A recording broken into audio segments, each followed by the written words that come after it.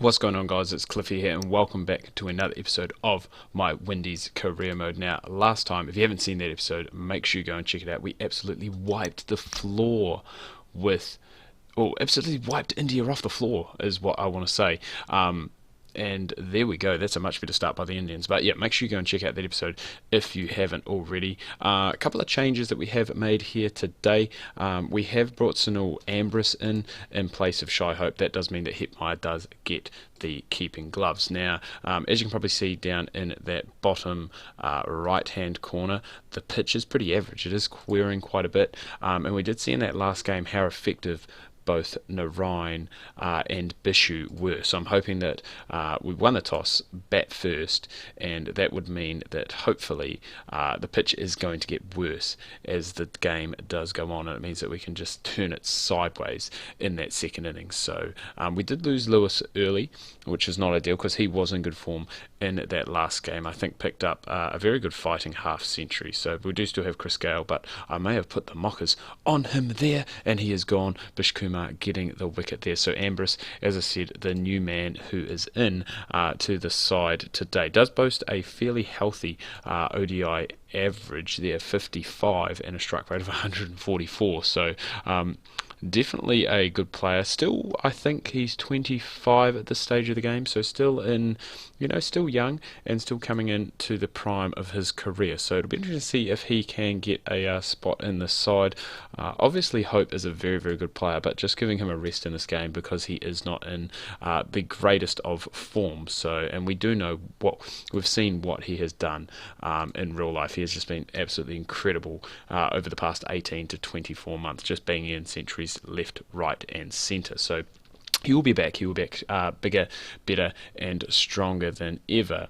And I think India have gone with the same lineup. So I think they've gone with the three left-arm spinners again, and it has come back to bite. It's turned. That's what we don't mind seeing. Obviously, we don't want to see the stumps getting knocked over, but Ambrus gone for 9 off of just 18. So that, I guess, that middle order is still a little bit of a concern for the Windies here, and hopefully Hepmeyer, as he gets an outside edge on that one there, it's not going to be too much of a concern going forward, and we will look to try and obviously strengthen that middle order. But how are we going to do that? I'm not 100% sure. Obviously, Chris Gale is definitely getting towards, he's getting towards the end of his career. I think he's 39 at this stage in this game. Yes, 39.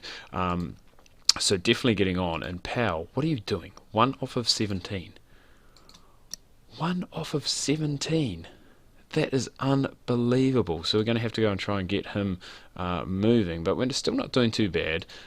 You'd probably have to think that on this pitch, probably looking, somewhere around, I guess a similar score that we got in that last game. So that was around that 280. And remember, we did start to, we faded off. We started off with a Hiss and a Roar, obviously that great partnership between both Gale and Lewis. And then it kind of petered off. And it wasn't until the end with the likes, I think it was Jason Holder, Andre Russell, Sunil Narain, that did really get the innings back on track. So hopefully Powell can start doing something here, because he is 5 off of 25, which, at this stage of the game, it's not great, but we want him, obviously now, he needs to go on, not make a big score, but he needs to make the start count, because he has used up quite a lot of dot balls, and I've just gone and put the absolute mockers on him, as I normally do with most things. So now 4 down does bring in Roston Chase to the middle. We do have Roston Chase actually as a bowling option too, and we may need him because it looks like we aren't going to get close.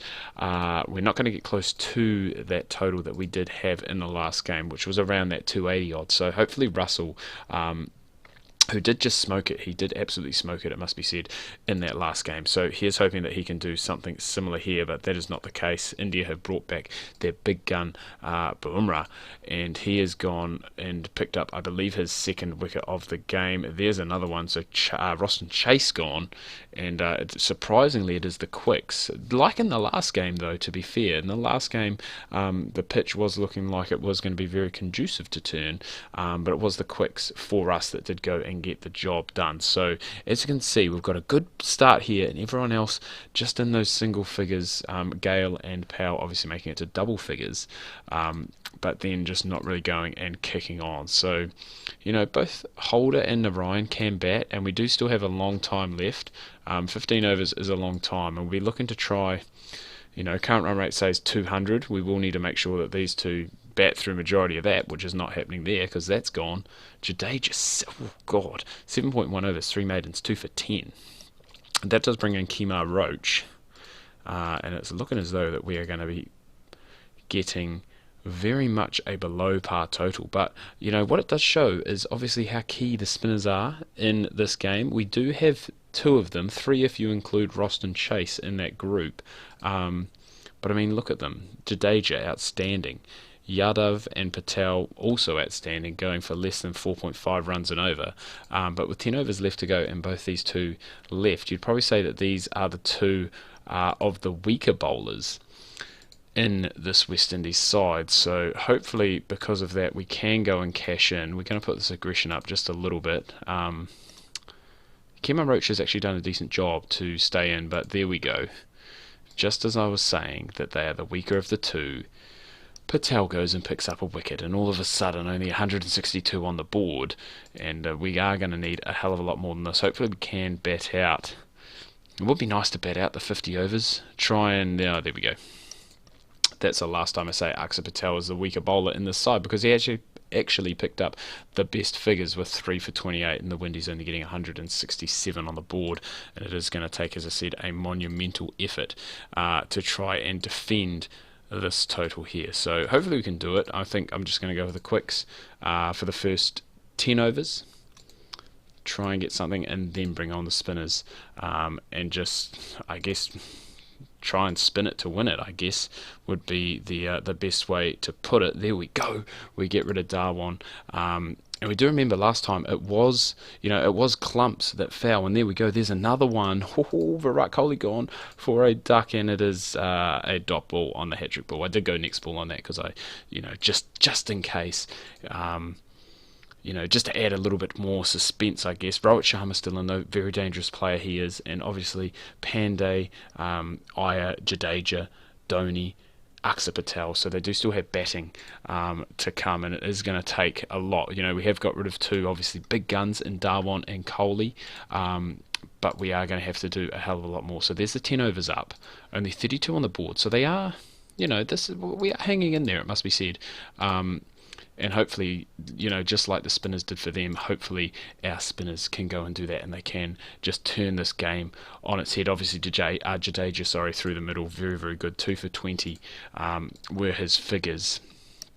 But we do need to keep picking up wickets at regular intervals to, I guess, keep the pressure of the chase on this Indian side. But you think with the class that they have, obviously inside that top 7, you've got to include MS Dhoni in there because class finisher he is. But yeah, with the class that they do have inside that top 7, it is going to be a very tough ask to get the job done here. But there's another one. So Sharma gone. It does bring in another new bat, 100 on the board, and I guess what we need is we want to get these wickets in clumps. And I think, as I said, if we can get past that top 7, if we can get down to Jadeja and Dhoni batting with the tail, then we're in with a chance, we're in with a shot, we're in with an opportunity. So we just need to keep plugging away. And there's another one. So Bishu getting his second of the game. I was going to say first. But Narayan has been expensive. Let's bring in Andre Russell just for a little bit of heat. Very surprised that they class him as just a medium fast bowler in this game, because I have seen him crank up the speed. I think I've seen him get close to 150 before. But then again, most West Indian quicks, I guess if they put their back into it, put a bit of effort into it, could go very close to getting it up towards that, in that region. They are obviously known looking back, and it's something that I've seen quite a lot during lockdown. There's not a lot of cricket on. They've gone back and showed a lot of the old Australian games, Australia versus West Indies, and just seeing some of those West Indies bowlers, from yesteryear, just incredible. The aggression that they bowled with and the skill that they bowled with, just an absolute sight to behold. Let's bring in Roston Chase and see if he can be the golden arm for us, because there's only about 60 odd runs that are left for victory here. Bishu is going to bowl out. He has been good. He was a lot better than Narayan, to be fair. Narayan was very expensive in that spell that he did bowl, and as you can see there, none for 23 off of his 4. Bring back Kemar Roach, and I guess Jason Holder, just for, well, you know, they were the ones that got the job, well, Kemar Roach especially, got the job done early on, but not the greatest of overs against Iyer. Going for quite a few. I didn't even want to try and add it up with my maths. There we go, he gets another one, so his 3rd. But you think the game now is dead and buried with only 34 required. And still, obviously, as I said, that very strong top 7 of the Indian side. So unless we can get, oh, there we go, we've got one. We're still in this game. Akshar Patel in now, 23 required, 4 wickets for us. You can't, I mean, you wouldn't really pick India to lose this from here. But, you know, we have, strange things do happen. These things do happen. 12 runs needed, 12 overs left. And you have to think that's going to be even less now. And that boundary has pretty much put the nail in the coffin.